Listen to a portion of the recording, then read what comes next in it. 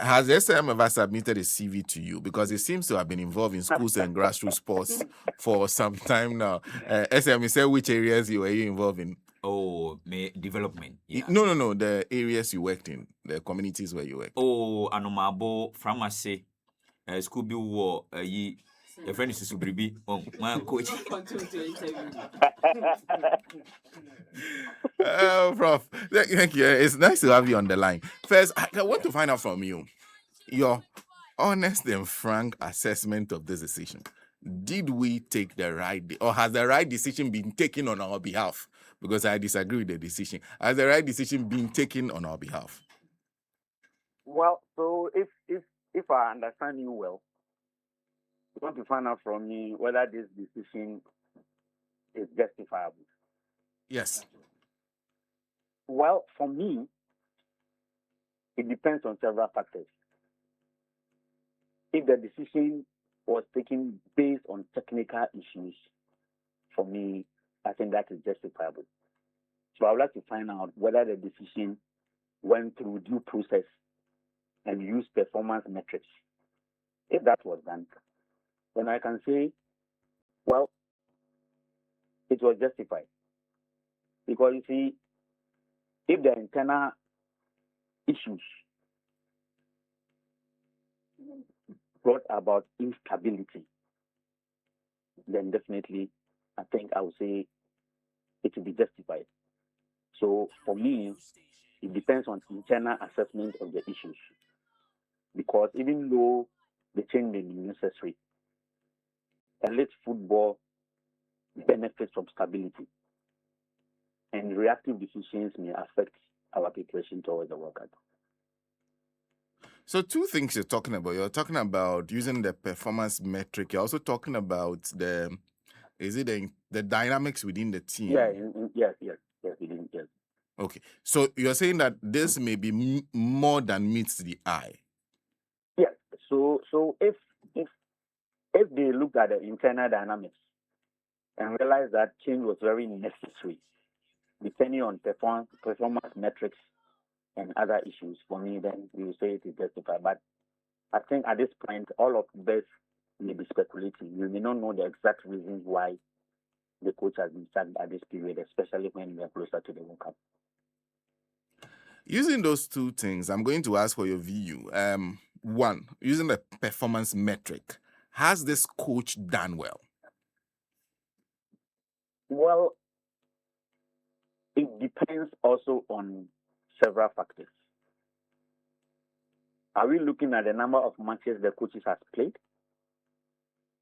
Are we looking at how many of them he has won? Are we looking at how many of them he has lost? Or we are looking at how many he has drawn? Or we are looking at his ability to build a team that can face any team in the world? If you are looking at the number of matches played, for me, I think during the qualifiers, I think we lost only one match. And if you are going by that, then probably he has passed the test because he qualified the team. Now, when the team qualifies, you need to prepare. In the preparation, there are gaps you need to look at. What are the gaps we have in our team? Currently, we are struggling defensively because most of his first choice players are actually injured. And so he's using these matches actually to see if there can be better replacements or good replacements, so to speak. And so we played Austria. I'm not holding brief, but technically, if you look at the Austria match, clearly you will see that there were elementary mistakes by players who were drafted into the team for the first time to see what they could do. And so if you are preparing, the Austria team exposed us, yes. But is the Austria team a team that has lost to other teams even at their fortress? No. And so currently, I think that I may not be able to give a direct answer because I don't know the performance metrics the people who appointed the coach are using, whether it is number of matches played or the ability to build a team that can stand the test of time. Hmm. And yes, for me, that is what I would say for now. Well, perhaps that also depends on the marching of orders they gave him when they appointed him, what their objective or goal was for him. Exactly. And that is why I'm saying that they appointed him. They told him exactly what they wanted. If he has not been able to achieve what they gave him, then it is right to be sacked. But if he was on course and we are just being reactive because we lost 5-1 to Austria, then for me, I think that we have missed the point. I see. That's interesting. But the statistics also speak to paint a certain picture. 22 games played, 8 won, 9 lost, 5 draws. Now, does that also not speak to perhaps performance? Yes, it does. But let's look at the matches played. Where these matches played, I mean, the matches were played for specific reasons. So if it is 8, 9, and 5, right? 8 won, 9 drawn, and 9 lost, 5 drawn. How many of these matches were qualifying matches? How many of them were friendly matches? How many of them were tournament matches? And what was the essence of playing those games? So we cannot just do performance analysis just by the number of matches played. For example, we went to Japan and I think Korea. We lost both matches. But what was the essence? Were we supposed to look at our team and draft some players into it? Because we are still in preparation. And so that's why I will always say that it depends on the objective of the match. There are matches you go to play, you just don't even want the results. You want to see team cohesion and you want to see the fitness level of the players and all that. So analysis may be different for every match. And that is why I'm saying that if you are using performance metrics, the people who appointed him should let us know exactly what they told him. Because other than that, you'll be speculating. And as a sports scientist, I want to be factual. And perhaps using that science, I'm still asking you because perhaps we may never get an answer, just like political appointments where people appoint and fire and you ask them why and they'll tell you that they have the power to hire and fire. We may never get a definite answer from the FA or from the ministry.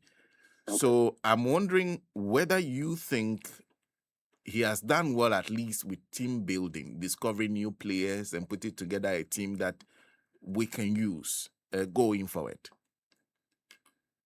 Well, but like I said, currently, the coach is already sacked.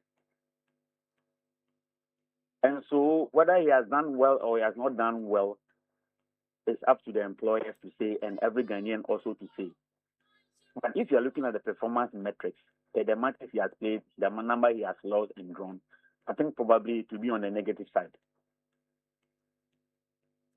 And so if you are just looking at the matches won as against the ones lost and drawn, then probably he has not done well. Well, based on experience from hiring him, because at the time when he was hired, the FA had already come up with clear criteria for finding a coach. And FA goes to hire him, and we're all wondering, okay, what happened to your criteria as against the person you have appointed? What are the lessons for the FA in deciding who takes over from him? Well, you see, does Ghana have an identity, football identity? Are we interested in our resource in development? Or we are doing of our team? The understanding is that, for me, there is a disconnect. Why do I say so? We have Football Coaches Association, which doesn't have a leadership for the past 5 years. And so if you have an supposed to have technical things to football in Ghana. And that association has no leadership. And they are doing things haphazardly. How do they even train a coach in Ghana? Is the FA confident in a Ghanaian coach who is trained in Ghana? So for me, it is just the fact that we are being reactive. Because football success does not depend on reactive issues. Coaches may come, coaches may go.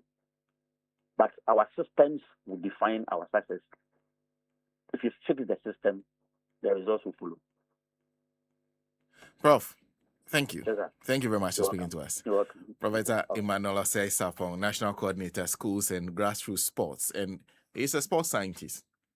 So he's speaking based on, you give him details, he does analysis. If you don't give him anything, you're asking him to speculate majority of the time. In Ghana, we don't follow science, and there's no science to anything. We just wake up in the morning, we like this guy better, he should be the one to do the thing. And that's how he was appointed, basically.